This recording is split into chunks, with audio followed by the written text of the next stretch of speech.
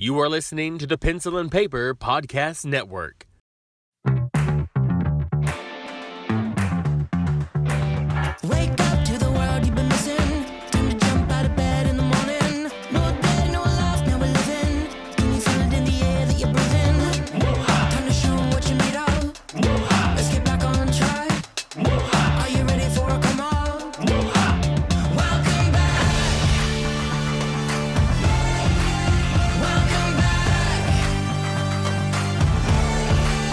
Welcome back. Are you ready now? You're lifting off the ground. Welcome back. No coming down. Can you feel it all around? Welcome back. Well, hello there, and welcome to Super Mega Crash Beyond. It's some fucking podcast. That's a thing that kids love today. I'm not really 100% sure what kids listen to anymore because they're weird little monsters. You know what I'm saying? And I'm trying to do my best with this impression here, but you're probably just Ted? like Is that you? that's not Seth MacFarlane. No, get the hell out of here. And that's the best I can do. I'm sorry. I mean, it sounds like it. It sounds like a Boston Peter. Yeah, that's kind of what he teeters on, which I'm fine with. I'm fine with. Yeah. And if you didn't know, we're talking about Ted today because that's what we said we were going to talk about today. At least I wanted to talk about it because it's fairly new. Just came out last month for those listening when this comes out, or maybe it's been a couple of months. Who knows? And I don't know. It's fresh on my mind. I didn't want it to dissipate and just be like, oh man, I can't remember. So I want to talk about it and just, I don't know, kind of go over the details of it and See how it goes. Yeah. maybe if you've been on the fence about it, maybe I can convince you because, I guess let's. Happy Monday, by the way. Happy Monday, by the way. I missed it last week too, guys. I'm sorry. We're off to a bad start this year. Because I haven't introduced us. That's the problem. I just jump right into That's it. true. We're ready to go. We're excited. We're back. Mm-hmm. So maybe Yeah. from now on I'll just stop and let Lace say Happy Monday, because you know who we are at this It point. almost feels like I can't get started until I've had it, and Yeah. then I feel off the rest of the pod. I'm like, what's missing here? Happy Monday. What's missing from this? Yeah. Okay, so I'll make sure if I jump into these things, I'll give her an I have opportunity. one line.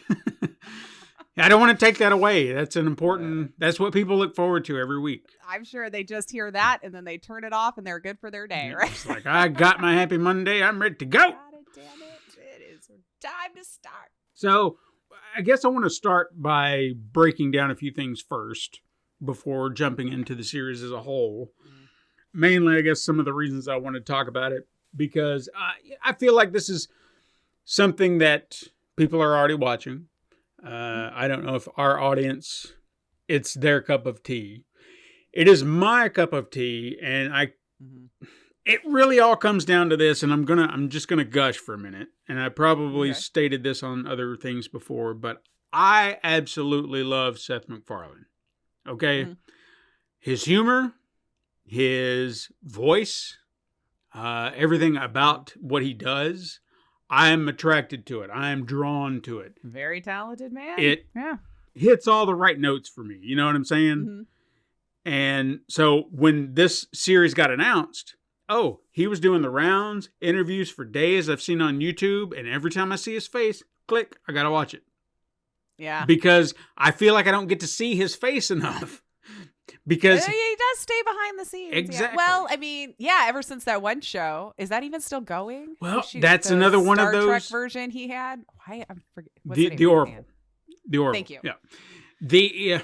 That's another one of those shows that's teeter-tottering right now because you hear something over here, you hear something over there.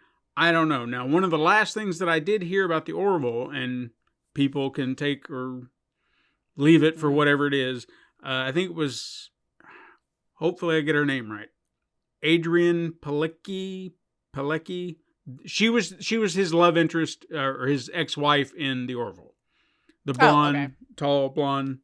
She's been in a lot of stuff. Supernatural, I think, was one of the shows she was in. She was like Really? Yeah, because when you said Padalecki, I was like, I know a Jared Padalecki. Who was the one? Who was the one that lost their was it their wife or girlfriend or something on the? No, it was their mother. Their girlfriend on the ceiling. Well, their mother died, but his girlfriend also died the same way on the ceiling with the. That's just how it kicked off the series. Yeah. Like Dean's like, Dad's on a hunting trip, and he's like, Sam's in college and doesn't want to do the thing. But then later on that evening, he comes home and his girlfriend's on the ceiling getting burnt like his mom did, and then now we've got the Hunter brothers going out. Yeah, that's we had to pull him away from there somehow, so they killed off his love interest, so he'd want to go with bro. Well, that was her. She was the girlfriend on the ceiling. Okay.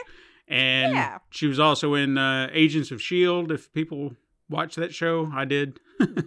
Okay. But anyway, point being, she was on an episode of Inside of You with Michael Rosenbaum, and he asked her about that, and she said she is done with it.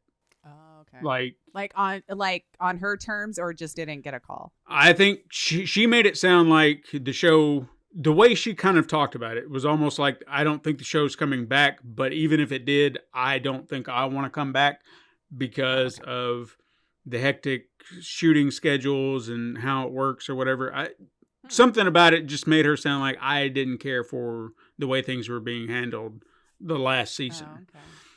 Which is sad, but yeah. I also feel like there could be, granted they say they're friends, but this is awkward. She married Scott Grimes during the run of the Orville, who played, he was the dad in Ted. Okay. It's seen in the series? In the series, yes. Okay. The guy that played the dad with the mustache and the red hair. Yeah, him. Yeah. Scott Grimes. Yeah. Okay. So they were married at one point, and I guess they got a divorce somewhere in between the filming of the Orville season 3 and now and whatever. And was he in Orville also? Yeah, he was one of the engineers. Oh man, it's been so long. But yeah, he was one of the engineers that helped. He was the pilot of the ship, practically. Yeah. Okay. I was about to look it up because my brain sucks. But yeah, she made it sound like it was kind of and also it also comes down to Seth, because I guess he's very hands-on with everything, which that was another thing I learned listening to interviews, is people were asking him about a lot of things, like, you're doing Ted now, you did the Orville. Mm-hmm. It's like you've stepped away from Family Guy, you stepped away from American Dad. It's like, was that hard? He's like, not really. He said, because I got so focused on other things he said, I'm 100%. If I'm working on something like the Orville or like Ted, I'm in 100%. That's my day. That's it. Nothing else matters. So he said, I don't want to divvy up my time to being like, well, I'm going to sprinkle in a little over here with Family Guy, sprinkle in a little over here with American Dad. And then all of it's bleh. Yeah. He said, I will let the showrunners of those shows make the calls. I'll come in and do the work. And I'll trust be your actor, and I'm going to get out. Yeah. He said, but I trust that they are going to do what's right for the show. And I will move on to what the passion project that's on my plate right now. Good for him. And I was like, I like that. So when it came to this, I learned something yesterday, which I found very interesting. So with this being a series based on the movies. I guess like a prequel though, right? Yes, very much a prequel. Because he's in high school. Yes. John, this is probably, I can't even remember when he got Teddy directly. Like, well, in the series it said he was still like a kid though, right? Because he was. Well, I meant like a genuine and wished for the teddy bear. Oh. Yeah, I meant like when he first got him, like as a kid. I think it was like right there in the 80s. So this does take place in the 90s. So he is a teenager. Okay. So yeah. So it had to have been like 80s ish. Yeah. So I was thinking maybe this took place maybe 1995, 96, based on certain things that they said, but I don't ever remember if we got a nailed down date. Like it was very vague. Yeah. Like you could tell nobody's carrying around phones and stuff, so you knew it had to be like prior to 2005 or whatever. Yeah. And yeah, that sounds about right. Like mid 90s. For this series, what I found to be very interesting is this was not Seth MacFarlane's idea. Really? Yes. Peacock and Universal came to him since they had, they were the distributors and whatnot, and were like, hey, we want to do something with this IP. Like, would you be interested in doing a series? And he was like, sure. He said, but you do understand that this could get expensive, right? Because we're talking about a CG bear. That's that is the main character. In every scene, pretty much. And that's what he said. In every scene, just about every scene, he's there. So are you good with that? And they're like, yeah. I mean, hopefully they realized that was going to be the case, having, been around for the movies. Because unless they found a teddy bear for those that I'm unaware of, But that was very smart of him to come in with that question first. Is like, if you want this to be good, this is what I need. Right. He's like, I want you to understand what costs we could incur. Mm-hmm. So if you're cool with that, sure. Don't cut me off halfway through. Right. And say we don't have it anymore. Yeah. So apparently they went for it, but again, they didn't know what direction they wanted to go with it. So he did actually reach out to Mark Wahlberg about revisiting the character, doing that. Oh, yeah? And Mark was just like, I don't know, because TV series. So there's a bigger commitment than a movie. He's too good for TV. And he was just like, and Seth respected that. He's like, no, that's fine. So that's why they started discussing the high school angle. It's like, well, what if we went back in time, kind of looked how they built a relationship and whatnot. And me personally, I think that was the best idea, because this series does something that I haven't seen in a while, and they do it so well. It's like they thought about their favorite sitcoms, like basic TV sitcoms that we've talked about, that have structure, that have these certain elements and things that they do, and said, all right, what if we do that, but we put twists on them? So you have certain structures and certain episodes that be like, oh, this is the episode where this is happening, or oh, that's the episode where this is going to be the thing, but they never go the way you think they're going to go. Yeah. And they always go somewhere. It's like, oh, shit. They definitely do. Yeah. And I respect that, because you get some familiarity to it, but then you get those unexpected moments that just make it 10 times funnier. And let's look over the cast real quick, because there are some standouts here, and I honestly feel like every one of them are pretty sharp and like, I have no so complaints perfect with the cast, at all. Yeah, I don't feel like there was anybody in the cast that was miscast or did not fit. I felt like everybody nailed it. Now, granted, I think the one big divergent that people might complain about, but I don't feel like we got to know the characters well enough, is granted we did get to see John's parents in the first movie. Briefly. When I saw his mom, I had to just look her up, Alana Ubach. I was just like, I know that lady. She's great. Yeah, so perfect there. Perfect. It took me a second to recognize her, because I was looking at her and she kept talking, and I was like, I know her. And I just kept watching and watching, hoping it would click. And every time I do this, the thing I hear in my left ear is, just look it up. Just look it up. I like to try and remember. Like we used to have to back in the day. You had to call your friend. Do you remember the name of that actor? Yeah. Like, you want your brain to work again. Exactly. So I kept trying to get it to click. And she did something or said something. And I was like, I think so. But then I couldn't take it. And I was like, fuck, I got to look her up. And then when I saw her name, I was like, and then I looked through the filmography and was like, oh, shit, yes, of course. And then I couldn't unsee it from that point on. Yeah, she's been around a long time, too. Yeah. I think the first thing that I ever saw her in, and I'm hoping you remember the show. I'm hoping some of our audience members remember the show. Do you remember Beekman's World? Yes. Oh, my God. She was his assistant, the lab assistant. Okay. See, I don't know if I would have remembered that far back. It's like one of those when you start to rewatch things, you're like, oh, my God, because you didn't know who they were at the time, Yeah. I think the only reason I even could remember that is because as that show was playing, or when that show was on, I think it was not too long after that where I remember seeing her there. She showed up in the Brady Bunch movie. And then I was like, hey, that's the girl from Beekman's World. Oh, that's cool. She was my spirit animal in waiting.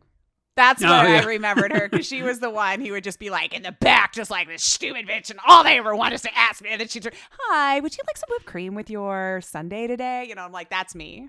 I'm in the kitchen, I'm screaming, and then I turn around, hi, welcome. Customer service just happens. I'm like, I love you. I love her. Yeah.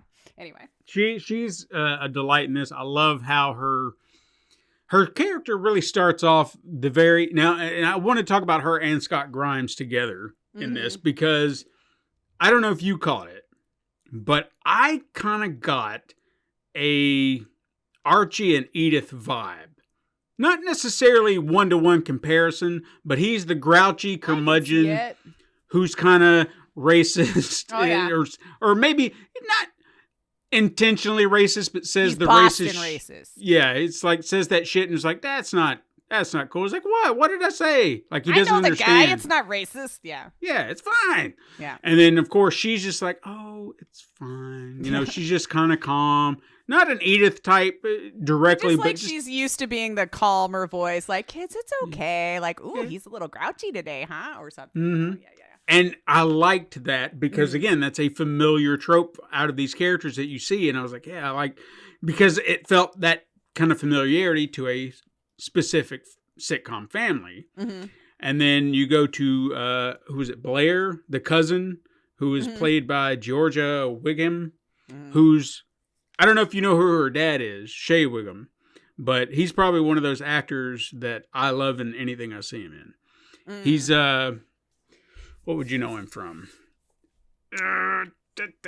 Just look him up. I guarantee you the moment you see his face, Shea Wiggum to me is just, he's one of those character actors that I love seeing and stuff. Like when I see him, I'm like, there's that dude. So when I found out that she was related to him, I was like, oh, cool. Okay, now I found a Shea. Anyway. Whig. You gotta put that. You know that guy? Yeah. You've seen. You had to have seen something he's been in, certainly.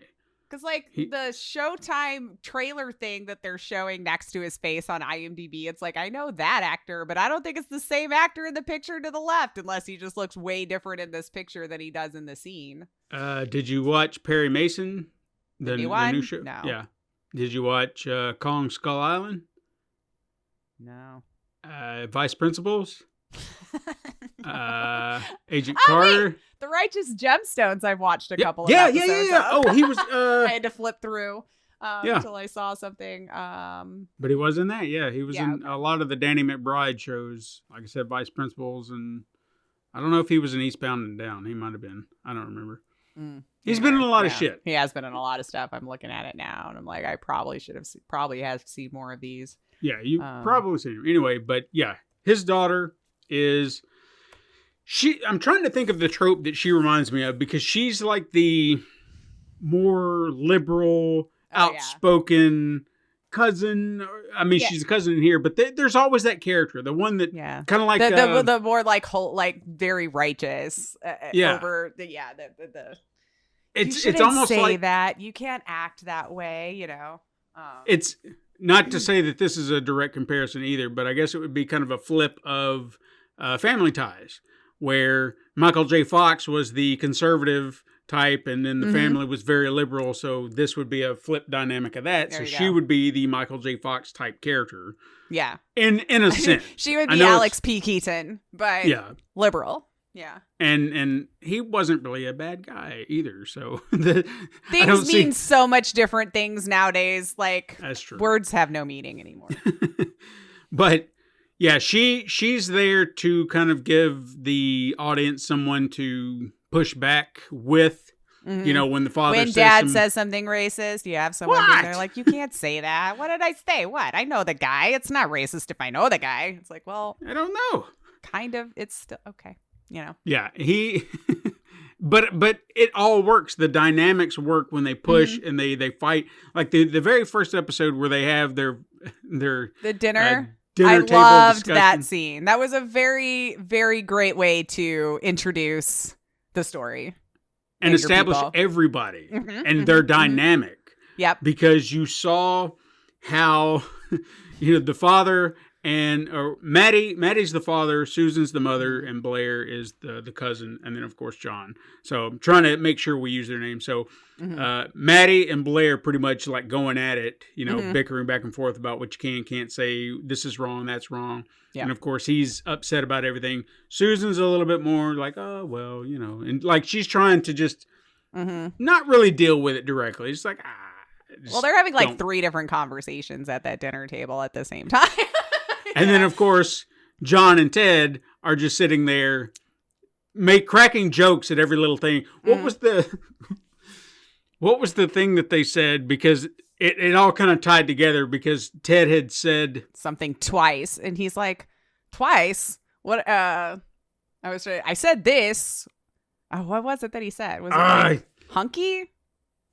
Because it was for some reason Eskimo is throwing in my head, but I don't think that was the word. I just remember the Polak one. He goes, "I said Polak. I couldn't have been Polak, was it?" Yeah. That was and then that. she says something like, "Oh, I guess it was." Yeah, that was it. Like, I've already Like, said what? a bunch What's of wrong? horrible things. It can't be that. What do you mean I Yeah. said 2 bad things? Oh, that's bad? What? He is. What? No.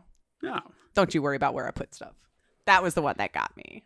Polak. That was, and Yeah. we're not saying it to be it's just, hateful. that was what they were saying. And understand that. So if you're on the fence about this and you think, oh, this is going to be a super offensive show or something like that, check your humor. Okay. And I'm not saying like, well, if you don't You're get dumb it, if you don't think you're it's funny. I'm just understand that the way they do this is very much how you see it in Family Guy, American Dad, where they teeter this line and go to the offensive, but they're not playing into it as like, see, we're on your team, buddy. You can say all this offensive stuff. They're using it as a device to then point out some ridiculousness about it or whatever the joke may be. There's a purpose to it. And that's what I appreciate. It's not hatefulness to be hateful. There's always a reason for the joke. Yeah. And in that scene, it all plays beautifully, just the way it kind of dances around. It was a very nice way to introduce what we were going to be in for, because for a little context, I have never seen the movies. So this was actually my first exposure to Ted. And I didn't even finish the whole season thus far. But yeah, so I had no line of comparison. I had no idea what the plot even was about. All I knew was Mark Wahlberg talked to a teddy bear. I had no idea how it came to be or anything. So this was introducing me to the whole thing. As far as anything that you would have missed is at the beginning of the movie, it was pretty much he got a teddy bear. He didn't have friends. He wished upon a star. The wish comes true. Bear comes alive. And then he becomes a national sensation. So within the 2 episodes, I don't know if they gave that. They did like a brief synopsis like that, because I remember. And then when Ted had to go back home because everyone was like done with him at that point, it's just like they wanted him to get a job or something, because all he was doing was sitting around watching game shows, which I support, by the way. Watching game shows in the middle of the day is great. Back when you still had TV that would show it to you all the time. Right. Yeah. So essentially, this is like, all right, so Ted's done with his fame tour, and now he's back to being like, oh, kind of, yeah, I kind of remember I'm just you. John's friend now. Okay. Yeah, so he's trying to figure out what his life is going to be, and then they decide they're going to send him to school in the first episode. And I feel like that's a fun, interesting way to actually show how the season is going to go, because that's literally what it is. It's like, what if we just took Ted and John and they went to high school together? Right. And well, Ted tries to actively not have to go to high school like a kid would. makes a very cognitive decision to get expelled as quick as possible. Price is Right is on right now, man. Yeah. Can't be doing this. Can't be doing this. No. Yeah. So a lot of shenanigans occur, and how each episode kind of goes from that point. And that's another thing too, I do want to say does differ from a typical sitcom. Now, they're listing it as a mini series, which is a little heartbreaking. So this would be it. I've heard rumblings, and maybe they listed it as a mini series because they didn't know. Probably going to see what it makes. Yeah, Seth MacFarlane said up front, he's like, I don't want to do this just to do it. He said, if there's interest, if there's genuine interest in this show, and the numbers come out and people are watching it and people want to see more, then yeah, sure, we'll do another season. But if no one cares about this character, Yeah. it's like I don't want to put the time and effort into it. That's fair. So if this is it, it'll break my heart a little bit, but I still enjoyed exactly what I got. You know, it was a nice return to Ted to see some more adventures with the character in a different setting, and I appreciated that. But for now, I'm just going to say I'm not going to hold my breath for season 2, even though I feel like it definitely could, because I've read several headlines that said it topped the streaming charts for Peacock. Like, I haven't finished it yet, but I could see that. Because, I mean, honestly, it is something a lot more different than I've seen in a while as far as setting up a premise that way. Saying the jokes that they say in the framing that you're getting it in. Like, it's all... Yeah, I was more impressed than I thought I would be by, like, the timing of the kid and Seth. You know, they just played so well with each other. I mean, I don't know, I only watched the 2 episodes, but that whole scene when they were like trying to follow the kid when they were pretending to be his dad and they were at the diner and talking to the waitress and like their whole backstories when they just started screaming and getting into it, I was folding. I was just like, and we had a name! And that's when I lost it. I was like, oh my God. So yes, that kind of humor tickles my fancy. It's so dark and bad, but I loved it. The amount of detail that, I would definitely agree. That was probably one of the best scenes in that episode. How much detail you get into for something that doesn't even matter. No, it doesn't matter. Nobody even knows you're sitting there. Nobody cares. Yeah, it was just, like the kid doesn't even know. The server has no idea why you're sitting there. It was glorious. But we continue to build it out and make what it more. What is wrong with you? It just doesn't make sense. It just ridiculous. Yes. So they did play well with each other, which is another reason why I think I would like to go back and actually finish it. It's different, you know. Yeah. And let's talk about Max Burkholder for a minute, the guy that plays John. Never seen him before, to be honest. This is the first time I've ever seen this kid. So I know his name, but I actually had to look up to see why exactly I knew his name. I think I knew his voice, but I wouldn't say that I know it from this, but I think I've seen his name listed in a voice cast, and that might be why I was like, oh, Invincible? Yeah. So, and that could have been it, but I think he's also been on Family Guy and American Dad and The Orville and stuff like that. Oh, that would track. He does like to keep his family small. And that might be why I recognized his name, because I was like, I know that name. He was on a couple episodes of Family Guy. 23 episodes of Family Guy. Oh, wow. So more than we thought. He's been around, but I've never seen him act in person, or at least not that I can recall. I know he was. I think he was. A lot of voiceover work. Yeah, he might have done an episode or 2 of The Orville, but I don't know if I could point out. Oh yeah, that guy. You know what I mean? Yeah. Or just like, why does he look familiar? And then nothing. He didn't look familiar to me, but what I will give him a lot of credit for, again, acting to nothing. Even though I feel like you are kind of still acting to something, because Seth is on set. He's in a mocap suit. Or like a tennis ball or something for eye line, you know, is what I've heard most commonly is like there won't be, but they'll give you something for an eye line. So at least when they're editing, it'll look like you were actually looking at the bear. Yeah. Or whatever it is, you know. Well, they actually, I don't know if you know the technology that they've kind of incorporated with this. Like Seth MacFarlane's production company, Fuzzy Door, actually developed this technology for Ted. Oh. And what it is like, again, he's in a mocap suit, so they can do all his movements and whatnot. But for the director, they actually have a way to put Ted in the scene, not fully rendered or anything like that, but they can see it on the monitor. So they know exactly how everything needs to move, how it's kind of going about. So they're not, shooting the scene invisible. With, like you said, with a tennis ball, they can actually see how it's playing out with a kind of That's so much better for the actor, man. Yeah. Like, I often wondered, like, you have to have a great imagination for some of those things, like this, you know, dinosaurs coming after you. Sure. No, it's not, though. You know?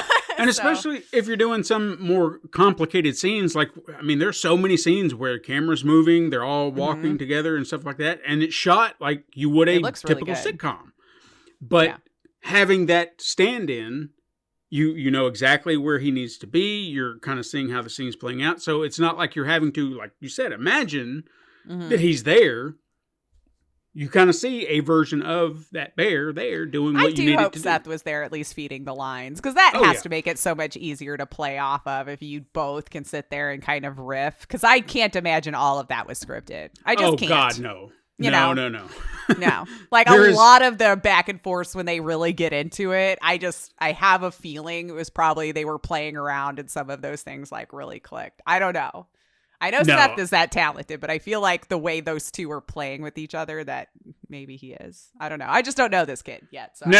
I would say 100% ad libs were there Like because it had to be. when things start to veer off, especially when, like, I feel like I know exactly when the ad lib switch turns on. It's almost like when he stretches something out, like he's explaining something, and then he has to go that extra step to explain it to an explanation that didn't need, but you continue to just draw this out like you're trying to explain something. It's like, where is this going? Why are you? And that's what he's doing, and I feel like that's him just riffing on this stuff. But it just makes it so funny. I don't know why. It really I find it, absolutely hilarious. And again, Max Burkholder, he does a fantastic job. I'm honestly believe that Seth was probably on the set too, because I mean he directed obviously a lot of these episodes. I'm if sure. not And all if of you them. said he likes to throw himself wholly into the project, I can't imagine that he would not be yeah, around. they're working together. What he impressed me with the most, the kid, is that accent. Now, if you can remember, if you've ever gone and seen Ted, like I know you said you haven't, but if you go, I know Mark Wahlberg's from that area though, so he just always has the accent. but it seems a little bit more exaggerated in Ted. You know what I mean? Like there's certain words where they take it and They definitely play up to the stereotype with that the ka and the cast stuff like that. He's nailing it based on what Mark Wahlberg did. If you went and watched a clip from Ted with Mark Wahlberg and you heard that, you would be like, well, dude nailed it. Like you could see him growing into Mark Wahlberg because like that could be voice him later. is so perfect. And it's weird. But every time good for him then. Yeah, I applauded him for it because I was like, God damn, dude, you just like, it's like so spot on. Like, beat for and I beat. mean, as much as he's worked with Seth, now that I'm understanding this, of course he has to be good, right? Like now that I see that he was on like Orville and Family Guy and American Dad and did all of that kind of stuff, I bet he was like, you know what, that Max kid would be, now that we've decided high school, because he had to be super young in all of these. When I'm going back to see like when he first went on like Family Guy and stuff, I'm like, dude, how old is this kid? Or well, maybe he's older than I think. Hold on. I always say that about people, and then I find out they're like 40 or something. I'm like, what?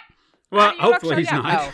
No, he was born in 97. So Okay. okay. So he's what, 20? I I know I have to do math because I suck 97. And you got Or he's 27. Shit. oh wow, He looked like a damn kid to me. Most of them always do. Like after the mid 90s, when we finally had laws about that stuff, it started casting younger adults. Which, back in the day, they were legitimately 14 and older people were kissing them. And that was gross. Yeah. So I'm glad we've decided to cast older people who look young. Because, why that was allowed in the first place, I still don't understand. But okay. Now, the show itself as a whole, this is one of the things I want to talk about that kind of differentiates it from typical sitcoms. Like I said, it's only 7 episodes. But if you pay attention to the way the episodes are structured, it's almost like 2 episodes together because the episodes are about 40 minutes. An hour, right? Yeah. Okay. To an hour. It depends. I think they vary. It just depends on which episode because I think the first one was about an hour or close to it. Farther down you go, they get to be about 40, 45 minutes, give or take. I do remember thinking in the first episode, I'm like, how long has this been on? Because I was just thinking a half an hour or something, And I consumed you could binge this, I guess, in a day if you wanted. When this came out, I chose to pace myself. As weird as that may be.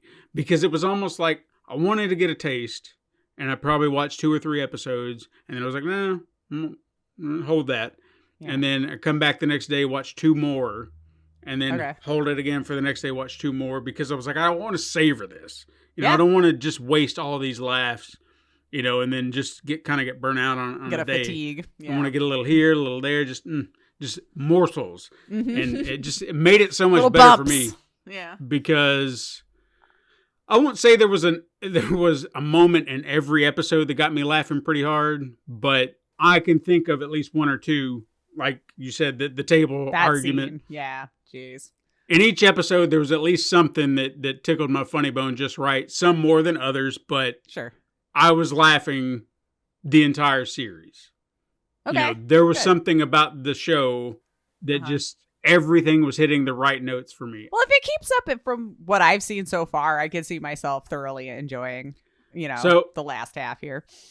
Well, since you haven't watched the entire series, I want to kind of break down little nuggets from the other episodes because I want you to experience them as is. And Okay. so if you do decide, I tried to get through it. I just didn't get through it in enough time. maybe I can, do the morsel thing, try another episode, see if it, and then if it does, and you just kind of keep going. So Yeah. the next episode that you would be looking forward to is Ted and John decide that they want to see a porno for the first time. Never seen a Okay. porno. They were in the video store. You remember when that's another conversation for another day, the video store. Let me tell Oh, you. yeah, when you used to have to be, in the back room past the curtain to go They check saw it the out. back Yeah, yeah. room. They were just like, holy shit, we got to get back I there. had been in that back room before. And then they decide that they're going to try to get back there because they know they're not legally allowed to rent one. Mm-hmm. But they said, well, if we can get back there, they're going to construct this plan because the guy who's works the video store during the day, he's very, watches like a hawk. Mm-hmm. But then there's another guy at night. He doesn't really care. He's like, whatever. Yeah. So they're going to come back at night with some fake IDs and they're going to rent all the porno that they can get their hands on. Jeez. Ugh. And where it goes from there is that's the parts that I kind of want to savor for you because in this situation, be like, they'll get caught and then it'll be like, well, kids. They're just going to rip a bong and watch some porn. Yeah. That kind of thing where you just move into these little details that you think it's going to go. I feel like I could see those two arguing about the positions they see or if she's actually enjoying it or trying to give the actors backstories. I hope that's the case because I would enjoy that. That's what I did when I watched them because I thought it was hilarious when we'd sit around and try to give them all backstories and why they would end up in this place, and I'll give it was you way more fun than Cable Guy came over, I'll give you a little sliver of a scene. Their conversation about the porno when they're prepared to watch porno for the first time. Mm-hmm. They're sitting on the couch together. Oh, God. And then They they're went to just the like, living room? Yeah. Okay. That's already weird. It's like, why are you in the living room? Go back into your room, guys. I thought they had a TV in there. I don't remember. I think, well, they did have a TV because remember that at the end of the When first they were episode, they were smoking. watching Flash Gordon. Yeah. Yeah. All right. Yeah, weirdos. Why are you going to the living room? Anyway, go ahead.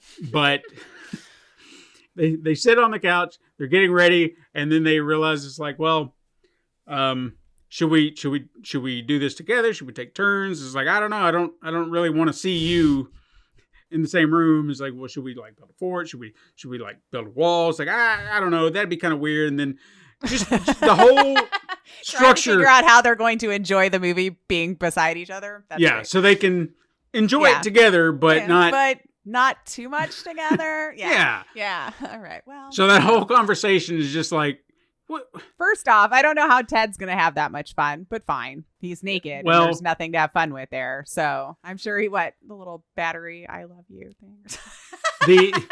See, this is what you're missing out of the movie because he does.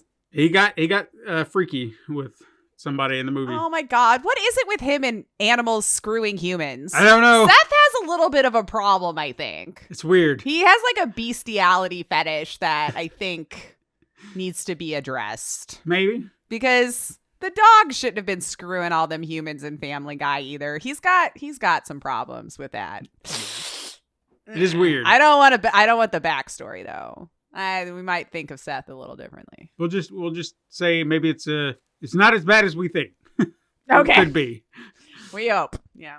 But yeah, the peaks and valleys that this goes to just over a porno and what happens with it over time, and then the misunderstandings that go with it. Yeah. There's a lot that happens that I want to go into because I want you to experience that one. Okay. I could probably even get to it later today. Who knows? Let's just say even when the mom gets involved. Oh, good. That makes me happy. Her character is so fun. It doesn't go in the direction you would expect. Okay. All right. I'll just put it that way. Okay. Like I said, unexpected twists and turns with this show. Let me tell you, that's what I love. Well, that's good. The 4th episode, they do kind of a Halloween episode, which, made for some interesting bits that they could kind of play with, especially Ted's costume in that. He dresses up like an Ewok. Aw, and that makes sense. Is just so kind of bitter about it for certain reasons, but it works. But it Ewoks works. are cute. But that episode actually turns out to be kind of an interesting dynamic, trying to see how it would be for Ted to interact with Blair on a much larger scale. Okay. Because she was going to a Halloween party and she needed a designated driver. And Ted was like, I will do it, but we have to get back home because he and John have a tradition on Halloween that they like to get up on the roof and egg a bunch of kids and trick-or-treaters as they're passing by and then make fun of their stupid costume or whatever. Because kids are excellent. Yes. Sure. So that was the promise. It's like, we got to be back by 9 so I can do this with Johnny, and then I'll take you and we'll do that. And of course, when he gets there, there's booze, there's drugs, and he's like, well, of course he's got to partake. Yeah. Yeah. One. And then, of course, that just leads to bigger problems because once they realize what time it is, well, they got to get home, and how are they going to get home because he's drunk? So much in that. And there are these very unique characters that you see throughout the entire series, I think, that just pop up and they're just weird. And I can't remember which episode it was. It might have been in the first 2. So was there a bit in one of the first 2 episodes where they went to a bank vault? Yes. Yeah. The guy, the bank. Yes. vault, yeah. Oh, I forgot about him. Yeah. Can you see the lines in my pants? Yeah. No. Diapers for adults or something like that. Yeah. And just. I could be urinating right now. It's like, are you? Okay, that's No. That's a bad question to ask. Like, what? Yeah. What's happening? I don't understand what that has anything to do with what we're talking about here. I just liked their reactions. It's like, cool. Yeah, good. I never saw it. You're right. Like they were playing along. I'm like, good. That's how you do it. So there's another one of those in this episode. And the Susan decides, since Ted's not coming back and John's alone, she's like, well, my friend, my church group friend, her son is just this great guy. He's in town. I'll call him. You guys can have a play date. And he's like, no, I don't want to have a play date with somebody. And this is a grown ass adult. Okay, not a kid. Yeah, a grown ass adult. Full grown human who shows up. Yeah. And he is so cringy weird. It's like, what is happening here? And then even where that winds up, don't want to say it, but it's just the humor in that is hilarious. The 5th episode is kind of more about Maddie and Susan, because they're having some marital issues. Blair, she kind of takes note of it. She's like, you two have some problems. You don't get along. He pushes you around, dogs you out all the time. And this is, I feel like, where you kind of see some of that Archie and Edith stuff, because Archie was always like, he loved Edith, but he would always... Yeah, they were always making jokes about beating her. It was great. Yeah, little things like that. So in this, it was just kind of, not the beating thing, but... yeah, it's great. Yeah, kept her in line, man. What are you going to say? Yeah. And he does that stuff where, I don't really know how to explain it. Maybe there's a term for it, but the husband will be like, you don't think I'm like that, do you? Or I'm not like that, are you? And put her in that position to where she's like, well, like she doesn't want to say it, but it's true. Mm-hmm. That kind of thing. So once all this stuff kind of gets brought up, Blair points it out, and it's like, you two need a therapist. You need to go to counseling. And of course, I'm not going to counsel it. There's nothing wrong with me. But things ensue and things happen. And so it was an interesting episode. I think that was probably one of the funnier ones that also does a lot of stuff with heart. You know what I'm saying? Okay. Because you even learn like some a little stuff about... touching moments. beautiful. Yeah, because I think even in that you learn some things about Susan, things she gave up for Maddie and the family. Oh, I and could things like see that though. Her character would be the type, very demure, very agreeable for a lot of things, you know. Like, I mean, when they complimented her haircut, she was just on the moon, you know. So Yeah. little insight. I'm like, just I told him, you know, what a tipper goa, and then I just The make tipper gore. Oh yeah, I could definitely see that. Yeah. So that one was a really good one. Then there was the Christmas episode that they did, where it kind of plays on the idea of the original Ted. You know, Okay. Why did Ted become alive, Mm-hmm. and how did all that work? And you find out something about Maddie, who had this old fire trucker, or this old toy he had, and he's like, it's the best toy ever, and I wish that my toy could come around and talk. And he makes the wish, and his truck comes alive. Oh man, like all Ted. But the Bennetts have some powerful wishes, man. Right? But what's interesting about it is the truck then becomes it's like it creates this dynamic with Maddie where here's Maddie as he is to the public, but the truck is who Maddie is inside. All the intrusive thoughts that he's having, he says them aloud, and they're very terrible. Sure they and are. Everybody's like... Because this is what he actually says out loud. The truck is trying to make him stay one way while the family is like, no, you need to do. He's like, you're right, about your hatred of this and this and this and this. And it was an interesting dynamic the way they played that out, because the truck is almost like a little devil on the shoulder. It's like, no, you're right. They're stupid. What are you talking about? So I liked that, playing with that idea is like, what if, but from a different perspective. And you play with that, and you see how that could be detrimental to someone if they turned out to be terrible, fucking little inanimate objects come to life. Yeah. We make horror movies about that. Mm-hmm. So, and I could be wrong about this, and it might have been one of the other episodes, but it was within one of these episodes, and I feel like it was this one only because for some reason I see like snow and shit or something outside. This is one of the episodes that had one of the lines that cracked me up the most. It came from Scott Grimes, Maddie. And he was trying to explain something to Blair. Mm-hmm. Like they were having a falling out or something like that. And it was something about he didn't want her in the house. And he finally had to kind of have that heart to heart. But as we've said, they always take these left turns to where you think this is going to be a touching heart-to-heart moment. And then they find a way to go about it differently, but it still kind of is that. And he said something along the lines of, when he's trying to confess to her that he doesn't want her to go or whatever, he's like, the other day I farted, and, John came in there and said it smelled pungent. He's like, I didn't even know what the hell that word meant. He's like, but I knew that I didn't say it, so he had to have been learning it shit from you or something. So, I guess, you're a good influence on him. And it was just like, that's how you get there to him being a good... words I don't know, so... I don't know. It's just the longer I sat on it, I was like, how the fuck did you... How did you... Okay. Little insight. I have no idea the gymnastics you did to get from here to there, but all right. Yeah. But you got there. Yeah. I see what you're... big smart word. It's just like, I don't understand it, but I didn't say it, so it had to have been from you. Oh my God, that character is something else. Yeah, I think he was probably, by the time it all ended, I think Maddie was probably one of my favorites. And it's because of Scott Grimes. He's one of those actors that I remember seeing him, like the very first movie I ever saw him in, if not one of the first, is Critters. Way back in the 80s. Like he was the main kid protagonist. Yeah. I knew him from that, and I think there was some Christmas movie with Mickey Rooney that I remember seeing him in, but I can't remember what it was. Like Once Upon a Midnight Clear or something like that. I don't remember.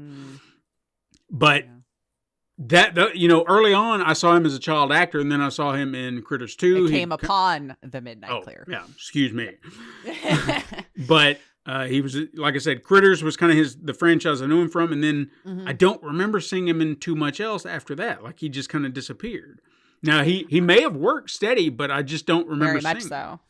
Yeah, see, I always like to go to their IMDb's because I always go, what happened to so? Oh, wow, I've just been missing it. It Yeah. looks like it's steady all the way. Like there's, Was he on ER? Do I remember that correctly? Was that in his filmography? He was in an episode of Shameless. Okay. Okay. Suits. I'm looking. Dexter.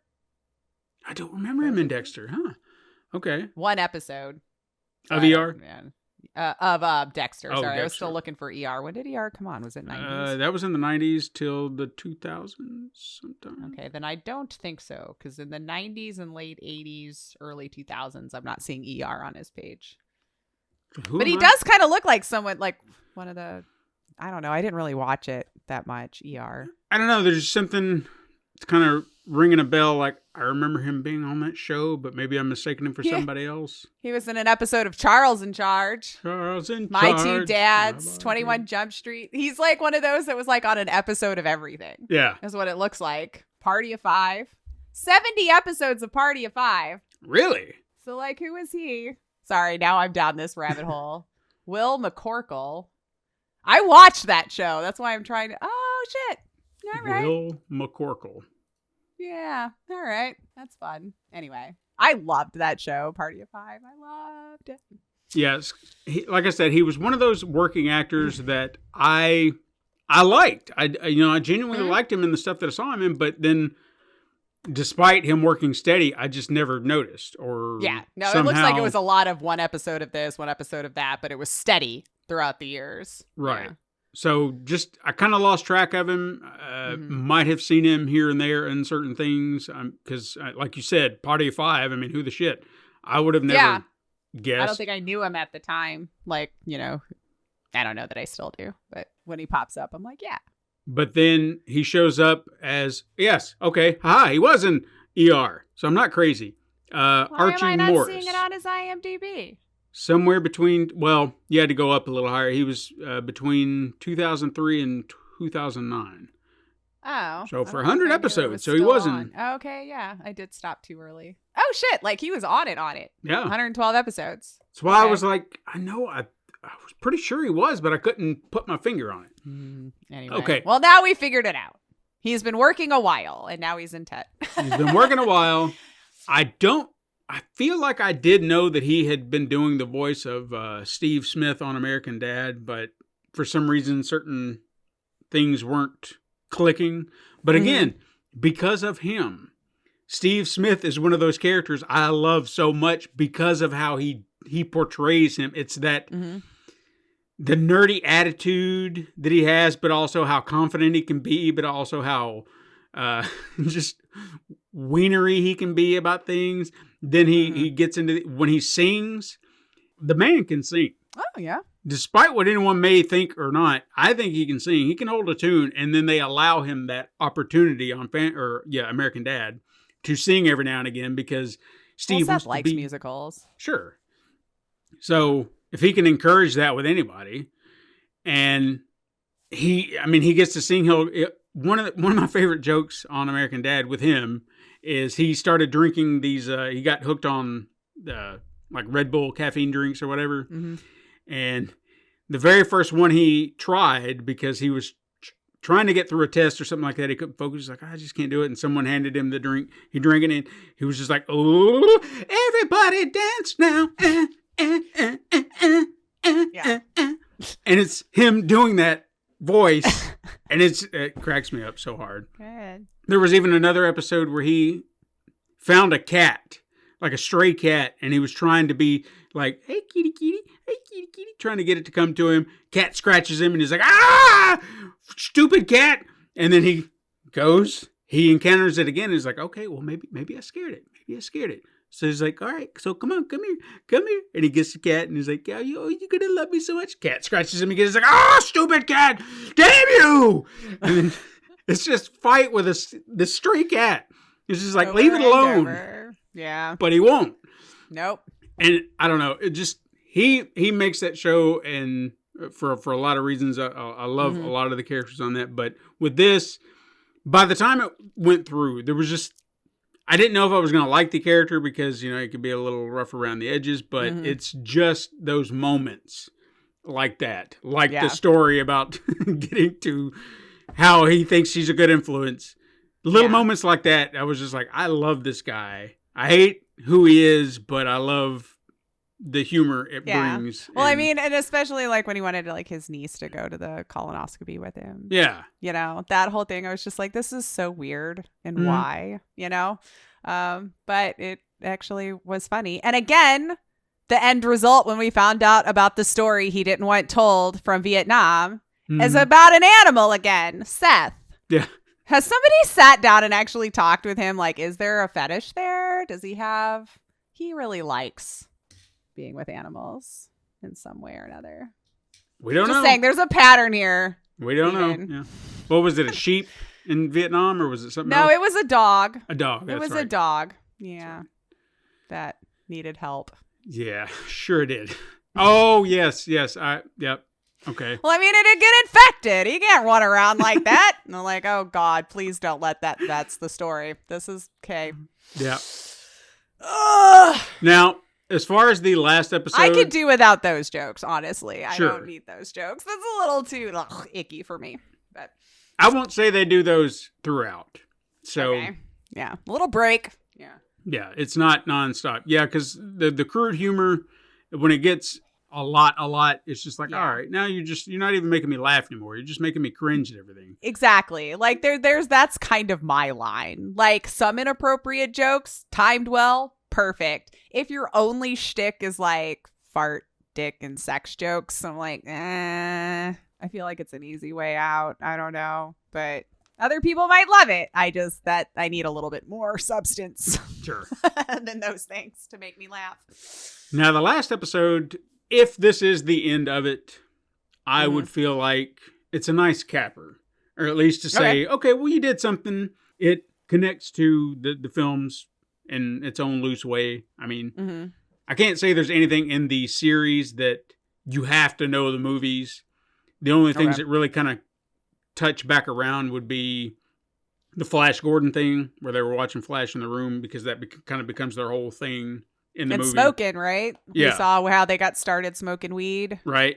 And that is... I kind of remember that from like seeing previews or something from the movie, that Mark and Ted would smoke on the couch or something. Yeah, and watch Flash Gordon. That was their thing. That was their jam. So, and that's something I can relate to. A buddy of mine and I, we used to do that with Teen Wolf. Not smoke weed, but we just... That's so funny. I just rewatched Teen Wolf like 2 nights ago. Did you? Yeah. There's some gold in there. I think it's forgotten. There's a couple of scenes I think they'd get canceled over now, but outside of that, I think it still kind of holds up. It was a B movie then. It's a B movie now. His basketball coach. Yes. That conversation in where he's trying to figure out what he wants to do, and he cannot stay on topic for 2 seconds. And even what he said, what was it like? Scotty, there's a player I used to have coming to me the same way you are now. I had the same problems, and he had to go get a job. His family was starving. These were hungry people with real problems. He's like, so what did you do? I cut him. He quit. It was like I had nothing to do. He was third ring. I didn't need him. Yeah, so. Third string. I didn't need him. Third string. Yeah, but I'm a first string. He's like, yeah, no, and you already have a job. Fact of the matter is, I'd be coming to you for money. And it's like, what? Where did we get here? Thanks, coach. Anytime. Yeah, anytime. My door's always open. Yeah. Oh, but right now I'm kind of busy. I got, looking at all. Yeah, I know. The coach was great. The coach was well. He's actually a very talented writer. I found that out after the fact. Like, after I'd seen him in that, after revisiting it, I was like, who is this guy? It's like, everything he's doing right now is gold. And come to find out, he's like a very prominent comedy writer. And I was like, well, that says enough right there. Yeah, I feel like I was looking some of them up for the nostalgia purposes the other day. I'm like, what happened to some of these people, Yeah. And then the pain it caused me to see them today. I was like, oh my God, it's a 40-year-old movie. Almost. Yep. In a year. Close. So when I would see Styles, So when I'd see Styles now, I'm like, that can't be right. Oh God, that could be right. That is right, And then seeing Boof and all of them today, I was like, ow, this hurts. Yep. I think that's what led me down the whole Ralph Macchio thing too, where I was like, he's in his 60s. What's happening to my youth? You know. Yep. Makes you yeah. feel very, very, very. Oh my God. Just as soon as Styles' picture, the guy who played Styles, Lenny, whatever, popped up, that's when I was like, wait a minute. Holy crap. This movie is almost 40 years old. Mm-hmm. I think it came out in 85. It was filmed before that because the studio that made it didn't release it until after Back to the Future. Right. And Michael J. Fox's name was gold. And they were just yeah. get it out. Yeah. Get it out now. Yeah. So, but yeah. Wild ride that kid had. Final episode of this is pretty much, like I said, I feel like it's a perfect capper because it's I don't want to say graduation time. End of the school year. He's okay. I think he's only graduation. He's only a can't junior. Have a season 2. Yeah, I thought he said 17. Yeah, so he's only a junior in high school, so it's end of junior year. John realizes at some point that he is the only virgin in school, or at least that's what he's led to believe, because certain people lie. Certain people are coming around and they're just like, oh yeah, you haven't had sex, or he gets self-conscious, gets into his head, is like, I gotta lose my virginity. So it becomes this, Ted's gonna try to help him lose his virginity. Yeah. Doesn't know how, but he's gonna figure it out. Well, they figured out the porn, so at least he's got a little bit of an idea what's going on, right? Not the right idea, but a little bit. But an idea. So what ensues is pretty much just shenanigans abound, trying to figure this out. Him pretty much dealing with this fact that he could be an idiot, that it's fine. You don't have to lie about it. In fact, that is one of the things that kind of comes up is a girl does appear who is very, very into him. Oh, and would be very, very into him. But, he gets all, I've been around the block. Like tries to get like he's experienced, and that makes her be like, you know what? No, I don't think we need to be in this relationship, because I just you've been around a lot more than I'm comfortable with. Yeah. And then I'm probably like, no, I was lying. Sorry. And they're like, okay, well, now I don't want to sleep with you because you're a liar. Yeah. So I don't know. There's a whole thing there, but the way they kind of end it, I felt like wasn't a necessity per se, but it was just kind of a nice callback. And I'm glad that they didn't do it. This is one of those things handled wrongly in anybody else's hands. They'd have been like, the thing that was popular in the other movie or the other thing, we got to do that all the time. Otherwise, people will just be like, man, it's not the same because they're not doing that thing.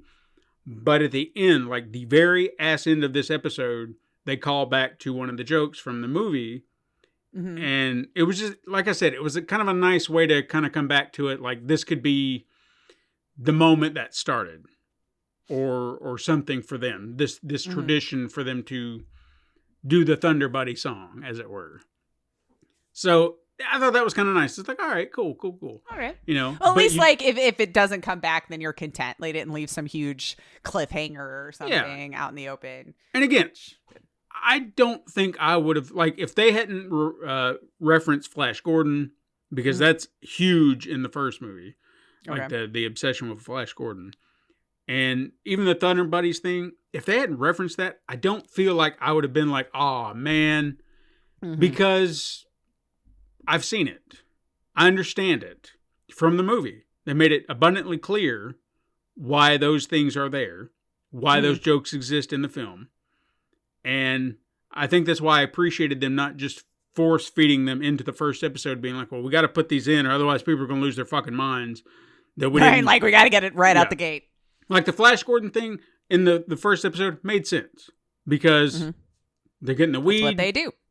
And then they were just like, somebody had mentioned watching Flash Gordon while being high, and they were just like, well, let's try it out. And then it became their thing, That made sense. It wasn't just like, hey, this movie's on, we're going to watch it. Sure, it could have happened that way, but to hear someone talk about it and just be like, maybe, let's try it. Want to try it? Let's try it. So, and then again, like I said, the way that episode ends, if there are no more, I feel like they told a nice story about that portion of their lives. It doesn't do anything to change anything you know about the characters. I don't feel like it does anything to... It doesn't... I don't want to make it sound like it's not important. You know what I mean? But I feel like it stands on its own two legs well enough that you don't have to have watched the movies to... Yeah, you don't have to shovel in every single reference. Right. Yeah. There's just so much that but this it's a prequel still, so missing some of that would make sense anyway. Yes, Maybe we've not established it yet. Yeah. Yeah, so not seeing certain characters, not having any references or just pointing out little things just to be like, oh, look at that thing, it'll come back later. I don't care. Because you're focused on telling a great story with all these characters, these episodes. I feel like they did it masterfully. And it stands alone, it stands apart on its own, and it just kind of complements what we've already seen. So if this is all we get, like I said, I'll be a little disappointed, but I'll be okay with it. I feel like there's hope based on everything that I've seen because... Well, I guess we got to see what those numbers say, right? Because I don't really know how you make money off of it when someone's paying $5 a month for Peacock, but I don't... Yeah, I don't understand things. I don't either. Yeah. But if Seth's down to do more, if, Peacock, or I guess Universal Peacock, whoever's running the show there, NBC. If they want to do more, I want them to do more. Yeah, let's do it. He said if there's interest, he'll do more. Did they drop it all at once, or did they? They did, which weekly? Okay. Because I feel like they didn't usually do that with the other shows that I've watched, right? Like it's weekly. Yeah, normally a lot of them have stuck to this weekly structure, but I'm not 100% sure why they did this. So it makes me, well, you know what though? It's probably not on regular TV, which is why, because there's a lot of expletives that would not go on regular TV. Sure. So maybe they're exclusives. Maybe I need to pay better attention if they're exclusives. They drop. Well, no, Poker Face I don't think was all at once either. You know what? Tangent. But so they did drop it all at once. For yeah. Got it. That so, was my question. I personally, if they wanted to do more of these, I would kind of hope that they would do them weekly because, like I said, I wanted to parcel them out. I didn't want to just consume them all at once because I knew I was going to laugh. I knew I was going to get joy out of it. And I didn't want all that to just be taken in one night. You know, I wanted to. And you could eventually fatigue no matter how funny it is. And then you're missing stuff. Like, so there are, we've. Which is why movies shouldn't be 4 hours long. Really, yeah. And that's a whole other topic. Yeah. But no, I mean, I get that because we're currently watching 2 sitcoms right now and just kind of back and forth. 2 completely ends of the spectrum, okay? Keep that in mind. Just something to kind of fill in the gaps with some of our other shows while they're on hiatus or whatever. But we'll watch one of one for a little bit. And then if we're like, you mix feel it up a little. Like you said, you just feel it, the fatigue, and you're just like, let's move back over to this. Something new in front of my eyes. Yeah. And luckily we have plenty of seasons of each to kind of burn through. So if this isn't tickling our funny bone anymore, we'll come over here, watch this, let that do it. And those are also 2 shows I want to talk about too, but I don't want to say them right now. Oh, okay. I was like, I was going to ask you afterwards which 2 they were. Because like I always seem like I'm trying to find something because either it's done, like most of the stuff that I watched is just wrapped up and I've not found any new thing to fill its space. Or still on break. Yeah, everything's on break right now. I've noticed. I feel like it's still a little late. Well, maybe by the time this comes out, maybe some stuff will have started to come out. But like, I feel like it's a longer hiatus than normal. Maybe it's just because I have nothing going on as far as TV goes that it feels like it's longer.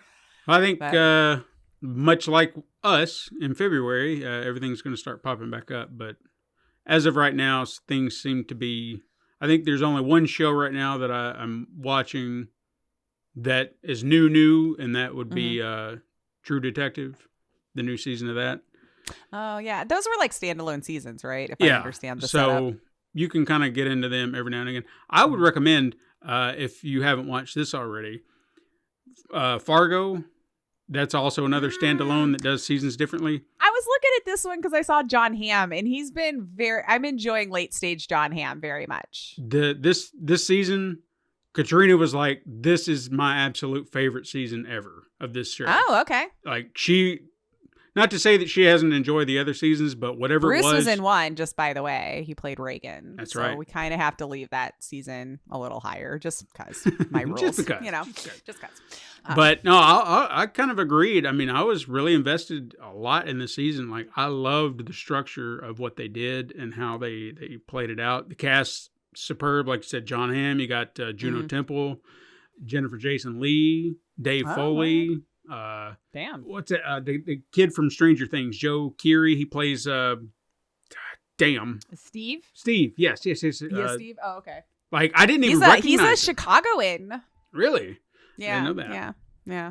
I only when I used to still work at some of the casting houses, they were talking about how they used to audition him and stuff. I never got to see him. He was already kind of big time by then, but well, or big enough time, I guess. I feel like Stranger Things might have been out because I feel like it's been on for 20 years, but they just keep taking too long of a break in between seasons. They're gonna be so old. Well, this is supposed to be the last season, so. But not until like 25 or 26. These kids are already too old. Yeah, They're already too old. They're going to be too big. They're going to have to time jump. There's no doubt about it. They're going to have to do something, especially when most of the actors are like, can we be done? Like, we want to do other things, but like this thing is taking so freaking long to finish that we can't, our contracts, especially the one who plays 11, she needs out. Yeah. It's like, I've got so much going on, Anyway, I just feel bad for them because it probably should have been wrapped up by now. Like, 2 to 3 years in between seasons is just bullshit. Just cancel it at that point. Be done. Isn't this, this is their fifth, I think. It was supposed to be their last if they ever finish it, I guess. It just seems like it's taking forever. Yeah, absolutely. I agree. I know the Rona messed up some stuff, but like, we've been out of that for a minute now, so I don't know what's taking so long. Anyway, whatever. You guys do you, and then just pray we're all still interested by the time you drop it, I guess. That's the other thing. Sure. It's like, will we care? Well, I recommend Ted to anybody. Like I said, if you haven't seen the movies, the humor is going to be about the same. I would say, I didn't even talk about one of the most amazing things that they did between the two. That was a nice between the movies and the show. Yeah, a nice juxtaposition, varying the shows where you have different actors playing different characters. The narrator in the movie was Sir Patrick Stewart. Oh, He's the one who this is the story about John Bennett and his teddy bear Ted. I'm doing the best Patrick Stewart I can do. Was that him in this one? No. They got Sir Ian McKellen. Oh, his Jesus buddy. Christ. How? Yeah. And I thought, Seth, I'm telling you, man. What do you do? How do you do this? But that's a beautiful... It's perfect. So, two sides of the same coin, but, Oh, that's fun. So I thought that was a nice little addition. Yeah, that's fun. But, I recommend this because I love... Like I said, I'm biased, okay? So if it's not your cup of tea, it's cool. Yeah. But I just have like this very big love for Seth MacFarlane. I think I'm gay for Seth MacFarlane. We've all got a couple on our list, I think. I know I have a few that I would go gay for in a heartbeat. Natalie Portman is one. She looks at me wrong one time. I'm like, sorry, babe, we're done. But I love her. Yeah, it's just, I can't help it. Anything that he does. He was talking about in an interview. I think it was with Kevin Hart. I guess he did a show with Kevin Hart, or like his talk show or whatever the fuck it's called, probably on Peacock. Probably. And he was talking about A Million Ways to Die in the West, and how that wasn't really a success, but he's proud of what he did. He got to do it. It was something he wanted to do. And I was just like, I don't really give a shit what anyone says. I've watched that movie several times, and I love it. I laugh every time I watch it. Mm-hmm. So that, to me, is exactly the point I want to make. For anybody who thinks that they've got to just love what you love, man. If you like Family Guy, you're probably going to like Ted. Sure. And you're also going to see how it's from the same creator. Yeah. There are certain similar structures that you could say. I just love that that's the only transition music he likes, is that where it's a da-da-da-da-da-da-da. But then he'll change it up. He just enough for the Ted one. But as soon as it started, I was like, that's Family Guy. And it was for every single one. I'm like, that's Family Guy. Which, fine. I don't think it actually fit with Ted. Like, it just, every time it came up, I just couldn't, it just didn't feel right for the show. Maybe that was what he was trying to do. But, like, I feel like they could have done better there. Like, it just didn't seem to match to me. Oh, and even one other thing to bring up, the opening theme song is the one they actually did use in the movie for the very first movie, which is Norah Jones singing Everybody Needs a Best Friend. I love that song. Okay. Absolutely love that song. I'll sit there. It's on my playlist. Anytime it comes on, I'll sing along with it. I love it. So, yeah, she's good, though. Oh, yeah. Norah Jones is very good. I don't understand how he has not gotten involved with one of these ladies that he is singing with all the time. He hasn't? Well, I know that Norah Jones is married, so. You meant get with. I thought you meant work with. Oh, okay. Because I don't know why he's single at all. It's just got to be a choice. I know he's dated before, but I guess just nothing happening. Well, maybe he's very difficult. Maybe this love of animals is more creepy than we think, Steven. I'm just Surely saying. to God, if that was true, one of these women would be like, look, I was digging him, I was in it, but then the dog came in the room and I was like, all right. No. Yeah, somebody would have narked that out for money by now, Sure. for sure. Unless he's paid enough NDAs, who knows? I don't know. But yeah, I feel like it would have to be a choice, or he's really a dick. It's just, I mean, he's a good-looking, talented guy with lots of money. So I'm just like, it has to be a choice, or you're really hard to get along with. Sure. Either way's fine. But, if it's a choice, you do you, man. You don't need people. No, you don't. Sure enough. But yeah, I don't have anything more to say. Like I said, I didn't break down a whole lot of the episodes because, again, I wanted you and hopefully everybody listening to go give these a watch, because we didn't even scratch the surface, but there are just so many of these little moments. They really are. Like, even in just the couple that I watched, like, I keep thinking of another one. Yeah.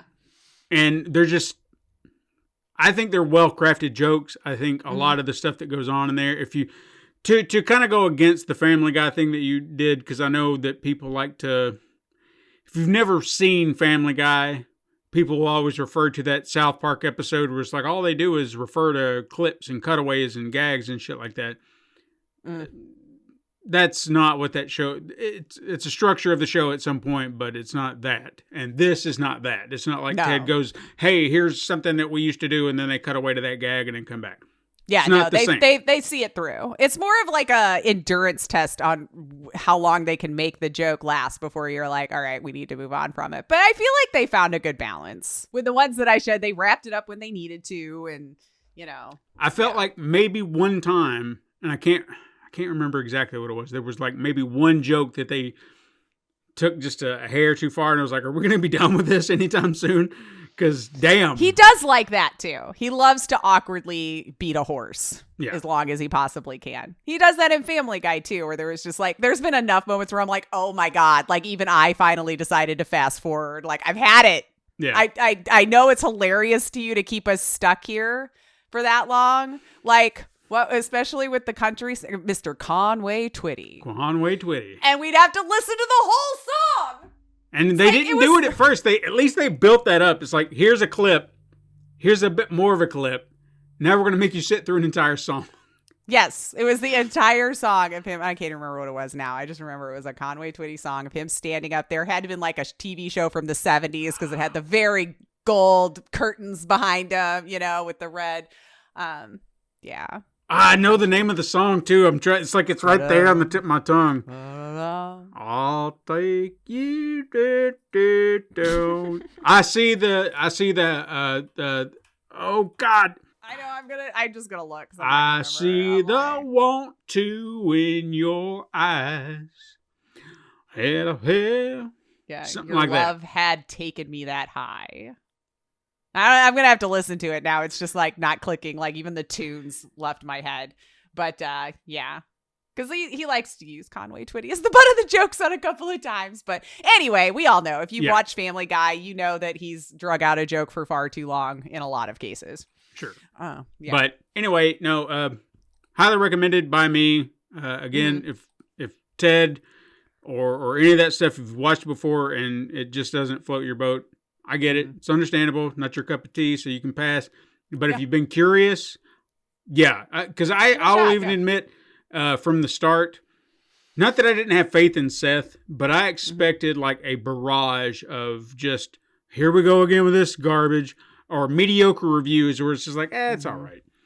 But one of the first ones I read was like, no, this actually caught me way off guard. And I was like, thank God. Same though. Thank God. Because and I had never seen the movies either, so I didn't have an interest in diving into those. So when you had Sure. mentioned this and I saw it on Peacock, I was like, really? They're gonna make a series? And then you're like, I'm looking forward to it. I'm like, all right, maybe there's something more to it than I'm thinking, But sure enough, the first two got me pretty good. I remember laughing pretty hard at some of the stuff. So See?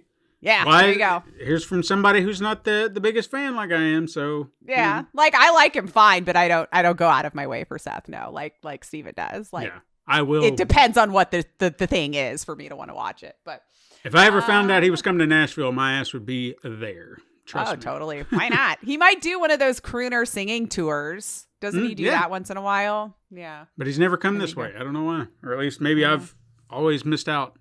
Maybe it's been snowing too much and no one can get into Memphis. That's true. Sons of bitches. All right, so we'll let everybody We'll go. get out of here. Yeah. Yeah, because we've said our piece. You know all the things. Social media is at Super Mega Crash. Gmail, supermegacrash@gmail.com. If you want to send us an email with recommendations or what have you, support the show over on Patreon/Pencil Paper Productions. You can leave us 5-star reviews. We'd really appreciate it. And you can keep up with any and all things. pencilpaperproductions.com/supermegacrash. Links are all down below. Join us again next week, siblings. But until then, go beyond your limits.